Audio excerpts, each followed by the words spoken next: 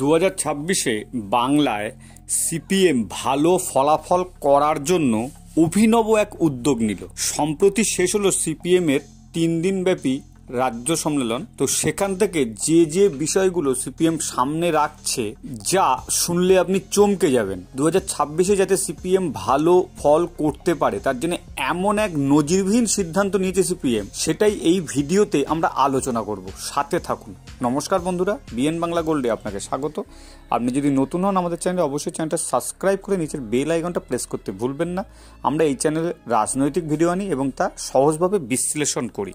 তো যেটা বলছিলাম যে সিপিএম এর রাজ্য সম্মেলনে দলের যেখানে দুর্বলতা আছে সেগুলোকে মেরামত করার জন্য অভিনব এক পন্থা সিপিএম নিল, যা এই প্রথমবার। এর আগে কোনোদিন সিপিএম সেটা নেয়নি। একসময় সিপিএম নেতারা গর্ব করে বলতেন, কাস্তে হাতুড়ি তারা চিহ্নে ল্যাম্পপোস্ট দাঁড় করালে ভোটে জিতবে। সেই সিপিএম কে শূন্য কাটাতে পেশাদার সংস্থার সাহায্য নিতে হতো। ভোট কুশলী ব্যবহার করে নির্বাচনের রণকৌশল ঠিক করার ক্ষেত্রে বেশ কয়েক বছর ধরেই পেশাদার সংস্থার উপর ভরসা রাখছে তৃণমূল আর বিজেপি। এবার সেই পথেই হাঁটার সিদ্ধান্ত নিল সিপিএম। ভোটের রাজনীতিতে ঘুরে দাঁড়াতেই এই পেশাদার সংস্থার শরণাপন্ন সর্বহারার দল।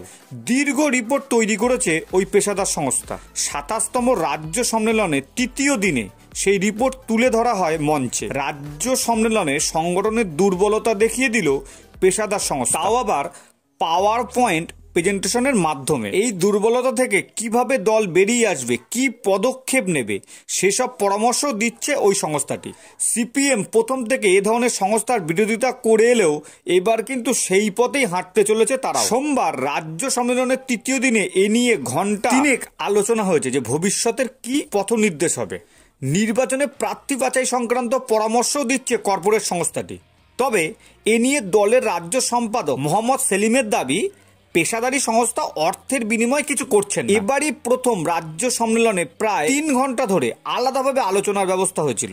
নাম দেওয়া হয়েছিল আগামী কর্মসূচি।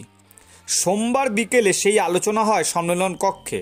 সেখানে মোহাম্মদ সেলিমের অত্যন্ত ঘনিষ্ঠ পেশাদার সংস্থা রিপোর্ট পেশ করেন। সেখানে অঞ্চল ধরে ধরে দেখানো হয়েছে কেন বামেরা ভোটের রাজনীতি থেকে ক্রমশ হারিয়ে যাচ্ছে, কোথায় তাদের দুর্বলতা। যেমন পুরুলিয়া অথবা বাঁকুড়া, সেখানে একসময় সিপিআইএম এর ভোট কত ছিল, তার বর্তমান কত, তার বিশ্লেষণ করা হয়েছে। বিরোধীদের ভোট কত শতাংশ বেড়েছে সে ছবিও তুলে ধরা হয়েছে। সেসব অঞ্চলে মূল সমস্যা কি কি, শাসক দল কতটা সফল বা ব্যর্থ তারও বিশ্লেষণ করা হয়েছে।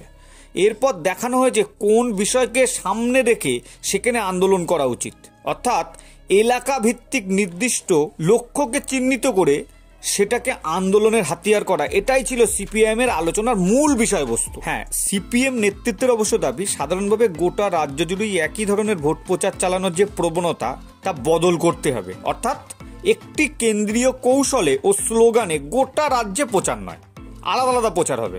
নির্দিষ্ট অঞ্চল ধরে ধরে কৌশল চূড়ান্ত করে সেই মতো এবার সিপিএম প্রচার চালাবে বলে তারা ঠিক করেছে। সম্মেলনে স্থির হয়েছে প্রতিটি বিধানসভা কেন্দ্রিক এই বিশ্লেষণ নেতৃত্বের হাতে তুলে দেওয়া হবে। তারপর তাকে সামনে রেখেই চূড়ান্ত হবে প্রচারের রণকৌশল, আর তা করা হবে কর্পোরেট সংস্থার মাধ্যমেই। পেশাদার সংস্থার পরামর্শকে হাতিয়ার করে আগামী নির্বাচনে নিজেদের অস্তিত্ব রক্ষার লড়াইয়ে কতদূর সফল হতে পারে সিপিএম। আপনি কি মনে করছেন 2026-এ সিপিএম কেমন ফলাফল করতে পারে বলে মনে করছেন? সিপিএম যে কর্পোরেট সংস্থার শরণাপন্ন হচ্ছে, যেটা অতীতে তৃণমূল এবং বিজেপি, প্রথম বিজেপি কর্পোরেট সংস্থার হাত ধরেছিল, তারপর তৃণমূল, এবং তারা সাফল্যও পেয়েছে। এবার সেই পথে হাঁটতে চলেছে সিপিএম। তারা কি সাফল্য পাবে কর্পোরেট সংস্থার হাত ধরে 2026-এ? আপনার মতামত কিন্তু কমেন্টস করে জানাতে পারেন। সিপিএম যেটা এতদিন ধরে করিনি বা বিরোধিতা করেছে, সেই পথে তারা হাঁটতে চলেছে।